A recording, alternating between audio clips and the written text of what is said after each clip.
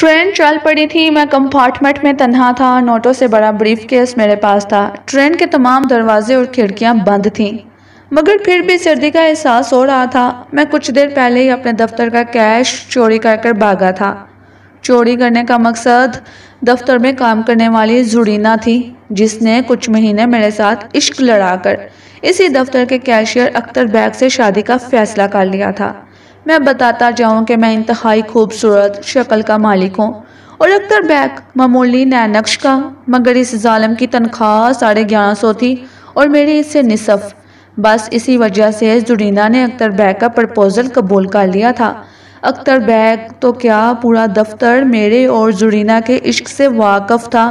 پھر بھی اختر بیگ نے نوٹوں کی چمک سے فائدہ اٹھا کر زرینہ کو مجھ سے چھین لیا تھا، اور اب کچھ دن بعد ان کی شادی تھی۔ میں نے یہ سوچ کر کہ پولیس میرے فلیٹ پر لازمی آئے گی، اسی لیے میں نے زرینہ کے لکھے خط، جن پر اس کا نام بھی لکھا تھا، کمرے میں موجود ٹیبل پر چھوڑ آیا تھا کہ مجھے نہ پا کر پولیس زرینہ سے بھی پوچھ گچھ کرے گی۔ آج تنخواہ چلنی تھی۔ میں نے دوپہر کے کھانے کی چھٹی کے وقت دفتر کا کیش اختر بیگ کی الماری سے نکالا تھا اور سیدھا اسٹیشن پہنچا تھا، اور اب اپنے شہر سے کافی دور نکل آیا تھا۔ ٹرین میں میرے سامنے کی سیٹوں پر ایک فیملی بیٹھی ہوئی تھی، جو اب کچھ دیر پہلے گزرنے والے اسٹیشن پر اتر گئی تھی، اور اب میں اکیلا بیٹھا تھا۔ میں جانتا تھا سیٹھ حشمت، جو ہماری کمپنی کا مالک ہے، وہ آرام سے نہ بیٹھے گا، اور پولیس نے مجھے پورے ملک میں تلاش کرنا ہے۔ میں سوچ رہا تھا کہ کسی چھوٹے سے قصبے یا گاؤں چلا جاؤں اور 1 سال سادگی اور گمنامی میں گزاروں۔ 1 سال بعد کسی شہر جا کر کوئی چھوٹا سا بزنس کروں، اپنا نام بدلوں۔ میں نیا دولت مند بنا تھا۔ دل عجیب سی کیفیت کا شکار تھا، پولیس کا خوف بھی تھا اور پیسے کی خوشی بھی۔ میں سوچ رہا تھا کہ اب تو کئی زرینائیں میری جیب میں ہوں گی، مگر میں اب کسی باوفا لڑکی کو ڈھونڈوں گا، زرینہ جیسی نہیں۔ میرے پاس بریف کیس میں 86 ہزار موجود تھے، اور اس دور میں جب سونا 1200 روپیہ تولا ہے تو 86 ہزار بہت رقم ہے۔ میں نے بریف کیس سینے سے لگا لیا، یہی تانے بانے بنتے نہ جانے کب میری آنکھ لگ گئی۔ جانے کتنی دیر گزر گئی کہ مجھے اپنے کندھوں پر مضبوط گرفت کا احساس ہوا۔ میری آنکھ کھل گئی۔ بہت سے لوگ میرے سامنے کھڑے تھے۔ کمپارٹمنٹ میں پھیلی روشنی میں ان کے چہرے صاف نظر آ رہے تھے۔ وہی ہوا جس کا اندیشہ تھا، مجھے گرفتار کر لیا گیا تھا۔ میری گھگی بند گئی۔ وہ سب عجیب سی نگاہوں سے مجھے دیکھنے لگے، لیکن چند ساتھ میں مجھے احساس ہوا کہ ان لوگوں کے جسموں پر پولیس کی وردی تو نہیں، انہوں نے تو عجیب سے لمبے لمبے چوگے پہنے تھے۔ میں نے ان کے چہروں کی طرف دیکھا، خطرناک معلوم ہوتے تھے، لمبی لمبی داڑیاں تھی اور کافی دراز قامت تھے۔ ڈاکو! میرے ذہن نے نعرہ لگایا، اگر وہ ڈاکو تھے اور چلتی ٹرین میں گھس آئے تھے تو میں تو لٹ گیا۔ میری آنکھوں میں تاریکی چھا گئی، امیر ہوتے ہی غریب ہو گیا۔ میں نے ان کی گرفت میں سے خود کو ڈھیلا چھوڑ دیا۔ ان میں سے ایک نے بھاری آواز میں کہا، ہم مجبور ہیں شہزادہ عبران، عالم پناہ کا یہی حکم ہے کہ آپ جہاں ہو، جس حال میں ہو، آپ کو گرفتار کر لایا جائے۔ ہم اس گستاخی کے لیے معافی کے طلبگار ہیں، لیکن آپ ہماری مجبوریاں سمجھتے ہیں۔ میں ہونکوں کی طرح سے آنکھیں پھاڑے انہیں دیکھ رہا تھا۔ میرے منہ سے بس یہی الفاظ نکلے، کیا مطلب؟ وہ عاجزانہ لہجے میں بولے، میں آپ کا عطالق ہونے کی حیثیت سے کہنا چاہوں گا کہ جوانی منہ زور گھوڑے کی طرح ہوتی ہے، جو ناہموار راستوں پر سرپٹ بھاگنا چاہتا ہے اور بل آخر ٹھوکر کھا کر منہ کے بل گرتا ہے اور لہولہان ہو جاتا ہے۔ جوانی میں شیطان زیادہ قریب ہوتا ہے۔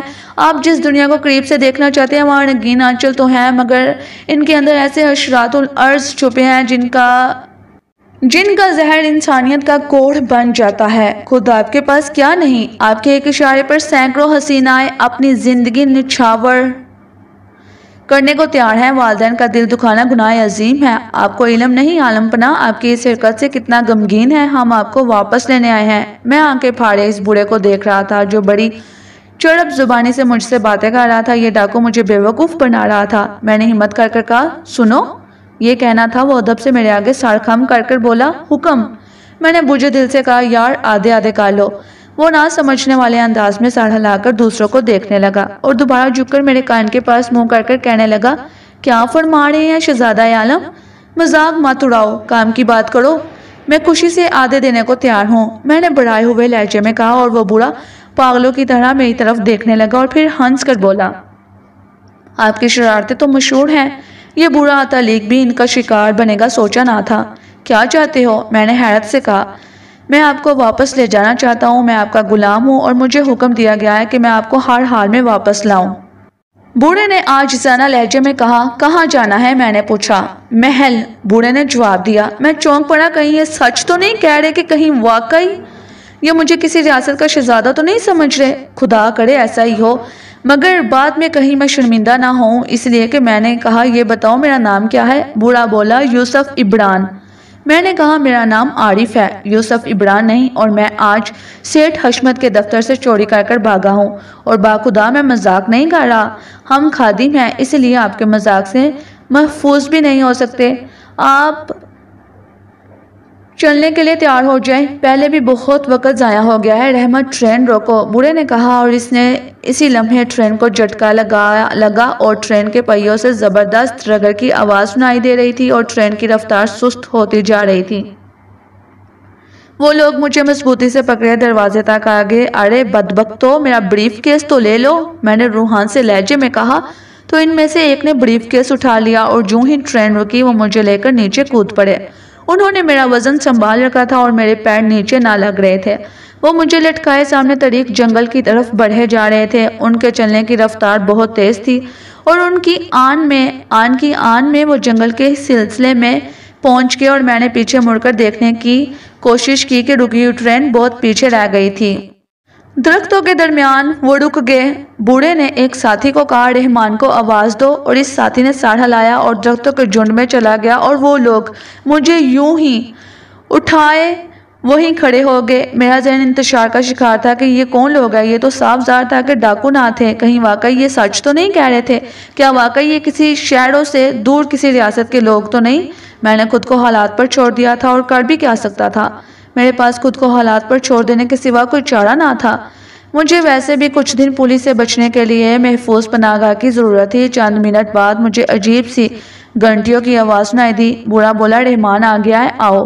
اور میرے ارد گرد کھڑے لوگ میرے بازو پکڑ کر آگے بڑھ گئے۔ درختوں کے سلسلے سے نکلتے ہی مجھے روشنیاں نظر آئیں۔ یہ رنگین روشنیاں کسی گھوڑا گاڑی میں نصب تھیں۔ روشنیوں کے سائے میں مجھے سفید رنگ کے گھوڑے نظر آئے۔ قریب جا کر دیکھا، وہ ایک خوبصورت بگھی تھی جس میں 4 گھوڑے جتے ہوئے تھے۔ گاڑی کا دروازہ کھولا گیا اور ایک سنہری چوکی نکال کر نیچے رکھ دی گئی۔ تشریف لے چلیں شہزادہ عالم۔ بہت بہتر، میں نے گہری سانس لے کر کہا، اور چوکی پر چڑھ کر گاڑی میں داخل ہو کر اس کی سیٹ پر بیٹھ گیا۔ سیٹ پر بیٹھتے ہی مجھے محسوس ہوا جیسے میں پڑوں پر بیٹھ گیا ہوں۔ نہایت ملائم وہ سیٹیں تھیں۔ میرے سامنے کی سیٹ پر بوڑھا بیٹھ گیا اور اندر سے دروازہ بند کر دیا۔ گاڑی ہلکے سے جھٹکے سے چل پڑی۔ باقی سب باہر رہ گئے تھے۔ گھوڑوں کے گلے میں بندھی گھنٹیوں کی مترنم آوازیں کانوں میں پڑ رہی تھیں۔ کافی دیر میں نے بوڑھے کو سمجھانے کی کوشش کی، مگر وہ میری بات تسلیم کرنے کو تیار ہی نہ تھا۔ گاڑی دوڑتی رہی اور میں حیران ہو رہا تھا کہ نہ جانے کیسے رستوں پر سفر کر رہی تھی کہ بلکہ جھٹکا بھی نہ لگ رہا تھا۔ حالانکہ ہمارے سفر کی ابتدا ہی گھنے جنگل سے ہوئی تھی، اور اب میں مزید اس چاپلوسی بوڑھے سے بات کرنا چاہتا تھا۔ میں نے آنکھیں بند کر لی اور نہ جانے کب مجھ پر غنودگی طاری ہو گئی۔ پھر جب مجھے اپنے جسم پر ہاتھوں کا احساس ہوا تو میری آنکھ کھل گئی۔ گاڑی رک گئی۔ اتریے شہزادہ عالم، بوڑھے نے احترام سے کہا۔ میں نے کھا جانے والی نظروں سے اسے دیکھا۔ گاڑی سے نیچے اتر آیا۔ چوکی پر پاؤں رکھ کر میں نیچے اترا تھا۔ سبز گھاس تھی، رات کا وقت تھا، مگر ہر طرف رنگین روشنیاں تھیں۔ یہ بجلی کی نہ تھی بلکہ رنگین مشال تھی، رنگین شعلے تھے۔ بڑا خوبصورت منظر تھا۔ پھر میری نگاہ اس عظیم الشان عمارت کی طرف اٹھ گئی جو پرانے طرز کی تھی، اور میں بے شمار گنبد تھے۔ بوڑھے نے انکساری سے اندر چلنے کا اشارہ کیا اور میں منہ پھاڑے اندر چل پڑا۔ میرے وہم و گمان میں بھی نہ تھا کہ میں سچ مچ کسی محل میں پہنچ جاؤں گا۔ محلوں کی کہانیاں سنی تھی، آج جاگتی آنکھوں سے دیکھ رہا تھا۔ میں سنگ مرمر کی بنی سیڑھیاں طے کر بڑے خوبصورت دروازے سے اندر داخل ہوا۔ ایک لمبی راہداری تھی جو روشن تھی۔ دبی سرخ قالین بچھا تھا۔ دیواروں میں بڑے بڑے روشن پتھر نصب تھے جن سے روشنی آ رہی تھی۔ میں اس ماحول سے مرعوب ہو چکا تھا۔ بوڑھا میرے ساتھ تھا۔ میں اب اس سے کوئی الٹی سیدھی بات کرنے کی جسارت نہیں کرنا چاہتا تھا کہ ابھی تو وہ غلط فہمی کا شکار تھا، بعد میں کہیں میری کھال نہ کھنچوا دے۔ راہداری کا اختتام ایک دروازے پر ہوا۔ ہم دروازے سے گزر گئے۔ دوسری طرف ایک عظیم الشان ہال تھا جس میں بے شمار ستون تھے اور ستون بھی مختلف رنگوں سے روشن تھے۔ ہال کے چاروں طرف بڑے بڑے دروازے تھے۔ بوڑھا ایک دروازے سے اندر چلا گیا۔ میں نے بھی تقلید کی۔ یہ ایک بڑا سا کمرہ تھا۔ کمرے کی چھت پر ایک فانوس لٹک رہا تھا جس میں نیلے شیشے تھے اور ہر شیشے میں شمع روشن تھی۔ نیلی روشنی نے ماحول کو خوابناک بنا دیا تھا۔ بوڑھا رک گیا اور بولا کہ گو عالم پناہ آپ سے ملنے کو تڑپ رہے ہیں، مگر میری مجال نہیں کہ ان کو خواب بیدار کروں۔ آپ بھی آرام فرمائیے، میں صبح آپ کی واپسی کی اطلاع عالم پناہ اور ملکہ عالیہ کو دوں گا۔ دیکھو بھائی، میری کوئی خطا نہیں، میں وہ نہیں جو تم سمجھ رہے ہو، میں نے منت بڑے لہجے میں کہا۔ میرے شریر شہزادے، سب کچھ صبح کو دیکھا جائے گا۔ یہ کہہ کر بوڑھا دروازے کی طرف بڑھا اور دروازے کے پاس رک کر بولا، برائے مہربانی بھاگنے کی کوشش نہ کیجیے گا، میں دروازے پر ہی موجود ہوں۔ یہ کہہ کر بوڑھا کمرے سے باہر نکل گیا اور دروازہ بند کر دیا۔ میں سر پکڑ کر رہ گیا۔ میرے سامنے ہی رنگین آئینہ موجود تھا۔ میں نے آگے بڑھ کر اپنی شکل دیکھی۔ چہرے پر ہوائیاں اڑی تھیں، بال بکھرے تھے، لباس گرد سے ہٹا تھا۔ بوڑھے کی شامت آئی ہے، نہ جانے کس کے دھوکے میں مجھے پکڑ کر لے آیا ہے۔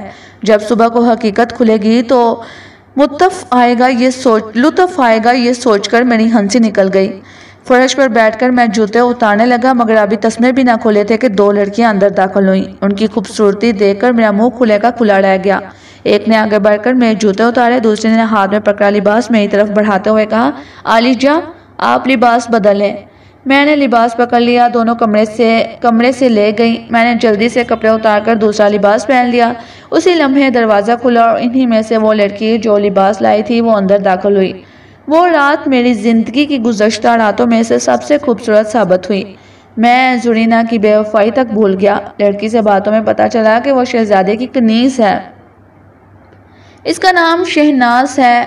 صبح وہ رخصت ہو گئی اور میرا دل بھی ساتھ لے گئی۔ میں اس کے خیالوں میں کھویا تھا کہ کچھ کنیزیں کمرے میں داخل ہوئیں۔ ان میں سے ایک بولی، عالیہ گرم پانی اور حمام تیار ہیں، غسل کر لیں۔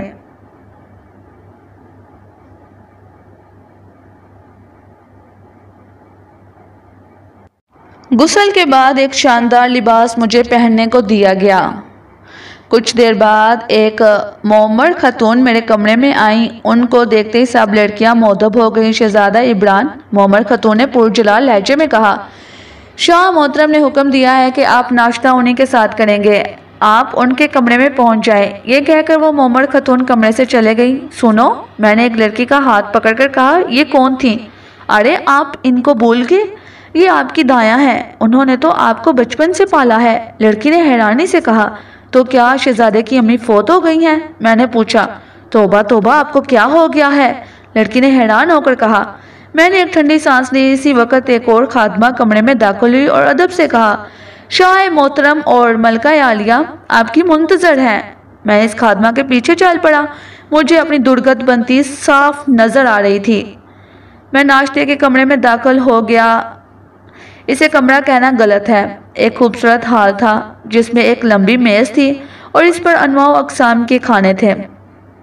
میں میز کے قریب پہنچا۔ پاس کھڑے ایک مؤدب خادم نے کرسی سڑکا دی تھی۔ میں اس کرسی پر جا بیٹھا۔ میرے بیٹھتے ہی دونوں کو میں کرسی پر بیٹھتے ہی دیکھ سکا تھا۔ ان میں ایک پرجلال مگر انتہائی خوبصورت خاتون تھی اور دوسرے ایک انتہائی وجیہ درویش سے بزرگ تھے جو غصہ بھری نگاہوں سے مجھے دیکھ رہے تھے۔ تم اس قدر گستاخ ہو گئے ہو کہ تمہاری امی اور میں تمہارے سامنے ہیں اور تم نے سلام تک نہیں کیا، انتہائی باروب آواز میں ان بزرگ نے کہا۔ میں کرسی سے جلدی سے کھڑا ہو گیا اور ان دونوں کو سلام کر کر بیٹھ گیا۔ تمہاری آواز کو کیا ہو گیا ہے؟ کہاں آوارہ گردی کرتے رہے ہو؟ صحت بھی خراب معلوم ہوتی ہے، بزرگ بولے۔ شاہ محترم اجازت ہو تو پہلے ناشتہ کھا لوں، بہت بھوک لگی ہے، بعد میں آپ جانے کیا سلوک کریں، میں نے عاجزانہ لہجے میں کہا۔ بزرگ کے چہرے پر غصے کے تاثرات بڑھ گئے تھے۔ یوسف عبران، اپنے حواس درست کر لو، ہم تمہارے دشمن نہیں ہیں۔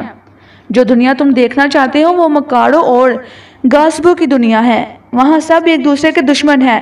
وہ کہنے کو اشرف المخلوقات ہے مگر جانوروں سے بدتر ہیں۔ سچ بتا دو، جو چند دن تم نے ان کے ساتھ گزارے ہیں، تم نے ان کو کیسا پایا ہے؟ بزرگ نے کہا۔ میری گردن جھکی تھی۔ بزرگ نے سچ کہا تھا، میں اسی دنیا کا فرد تھا۔ میں نے ہمت کی اور کہا، محترم آپ سچ فرما رہے ہیں، مگر میں آپ کی غلط فہمی دور کرنا چاہتا ہوں۔ تمہاری آواز کو کیا ہو گیا ہے؟ مومر خاتون بولی۔ یہی میری آواز ہے، میں عارف ہوں، یوسف عبران نہیں ہوں، میں آپ کا بیٹا نہیں ہوں۔ میں نے سر جھکا کر کہا، میرے سامنے بدتمیزی کرو گے تو سزا پاؤ گے۔ تمہارا اتالیق بھی بتا رہا تھا کہ رات بھی تم یہی کہتے رہے ہو۔ بزرگ غصے سے بولے، محترم آپ کی دنیا دلکش ہے، میں یہاں رہنا چاہوں گا مگر میں آپ کا بیٹا نہیں۔ بزرگ حیرت سے مجھے دیکھنے لگے۔ انہوں نے تالی بجائی۔ ایک خادم اندر داخل ہوا۔ سفینہ کو بلاؤ، بزرگ بولے۔ اسی اسنا میں وہ عورت جو دایا تھی اندر داخل ہوئی۔ سفینہ غور سے دیکھو، کیا یہ عبران نہیں؟ بزرگ بولے۔ اس عورت نے حیرانی سے ان کی طرف دیکھا، پھر مجھے اور قریب آ کر میری آنکھوں میں دیکھا اور جلدی سے پیچھے ہٹ گئی اور بکھلائے ہوئے انداز میں بولی، یہ یوسف عبران نہیں۔ یوسف کی بائیں آنکھ میں تل ہے۔ اس نوجوان کی شکل ہو بہو شہزادے جیسی ہے۔ یہ سنتے ہی مومر خاتون جو سامنے بیٹھی تھی انہوں نے نقاب کر لیا اور بزرگ جو غصے سے مجھے دیکھ رہے تھے ان کے چہرے پر نرمی آ گئی۔ اس بیچارے کا کوئی قصور نہیں، اسے مہمان خانے بھیج دو اور دانیال کو لاؤ، اس بے وقوف سے بہت بڑی غلطی ہو گئی ہے۔ بزرگ نے پاس کرے خادم سے کہا اور مومر خاتون کا ہاتھ پکڑ کر کمرے سے باہر چلے گئے۔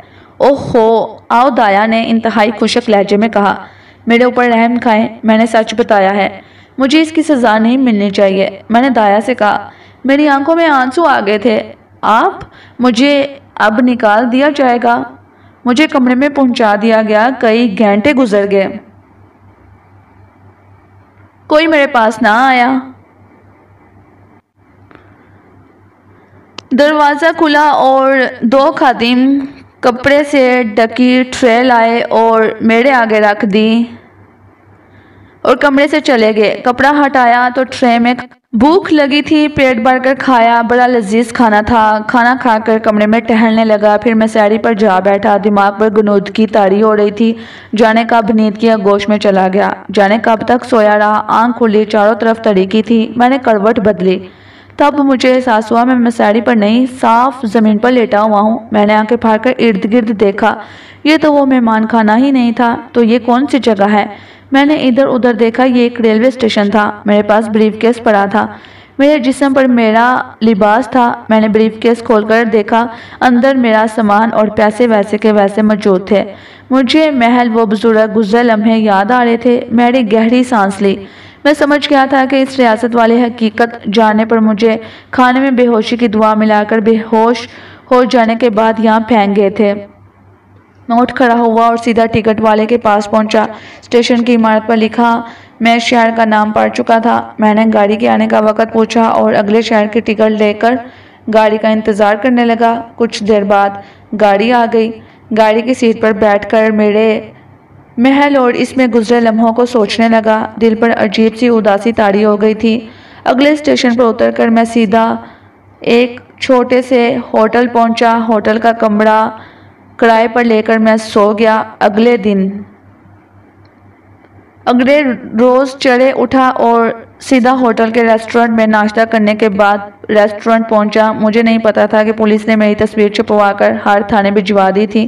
میں کھانا کھا ہی رہا تھا کہ میری گردن کے پیچھے سرد سی چیز لگی اور میرے کانوں میں آواز آئی، خبردار اپنے ہاتھ اوپر کر لو۔ منتصر یہ کہ مجھے پولیس والوں نے ڈال لیا تھا۔ کچھ ہی دیر میں میں حوالات میں تھا، اپنا مستقبل تاریک ہوا نظر آ رہا تھا۔ پولیس والوں سے پتا چلا تھا کہ پولیس نے اختر بیگ کو شک میں جیل میں بند کیا ہوا ہے۔ یہ سن کر مجھے بہت خوشی ہوئی تھی۔ اب جانے میرے ساتھ کیا ہوگا؟ پولیس والوں نے بہت سوال کیے تھے، مارا بھی تھا، مگر میں ہر سوال کے آگے خاموش رہا تھا۔ رات ہو گئی تھی۔ مجھے دوسرے قیدیوں کے ساتھ کھانا دیا گیا۔ کھانا میں نے نہیں کھایا تھا۔ قیدی سونے کے बंदोबस्त करने लगे। मुझे भी एक बदबूदार कंबल दे दिया गया। मैं आधा कंबल नीचे बिछाकर आधे कंबल में मुंह देकर पड़ गया। नींद कोसों दूर थी। रात गुजर रही थी। लाकअप का पीला बल्ब सुलग रहा था। मेरे बराबर लेटे कैदी ने मेरी कमर में उंगली चुभोई और मैं उछल पड़ा। मैंने गर्दन घुमाकर उसकी तरफ देखा। वो मुस्कुरा रहा था।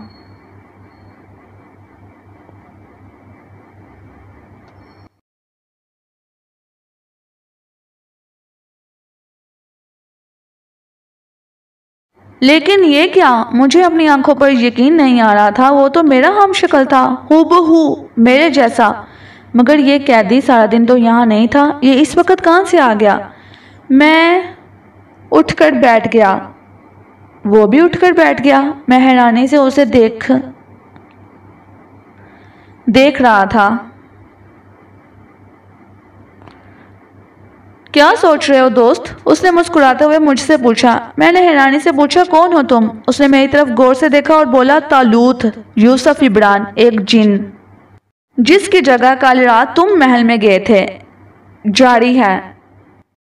जी तो प्यारे व्यूवर्स, अगर आपको ये वीडियो पसंद आई है, इसको लाइक करें, मेरे चैनल को सब्सक्राइब करें, बेल आइकन को प्रेस करें ताकि आपको मिलती रहे तमाम वीडियो अपडेट्स।